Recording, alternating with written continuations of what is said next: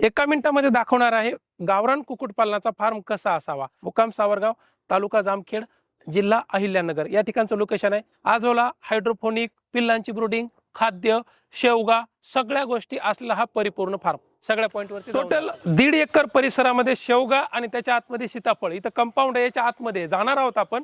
फक्त सांगतोय हा मुख्य शेड एक आहे। इथं जे छोटे पिल्ल जे जवळपास 2 ते 2.5 महिन्याच्या आसपासचे ते आहेत।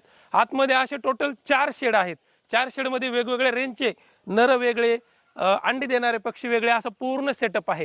याचे ड्रोन फुटेज पण तुम्हाला दाखवणार आहे, जेणेकरून तुम्हाला अंदाज येऊन जाईल की हा परिसर किंवा एरिया मुख्य 4 पैकी एक शेड हा आहे। या शेडची रचना हा जुना आहे, चव्हाण काकांनी आणि त्यांनी डिझाइन केलेला। सुरुवातीला मी बऱ्यापैकी गोष्टी त्यांना सांगितल्या होत्या, सुरुवातीला व्हिजिट केली होती या फार्मवरती। हा ताटव्यापासून बनवलेला म्हणजे नैसर्गिक पद्धतीचा बांबू आणि ताटव्यापासून बनवलेला शेड आहे।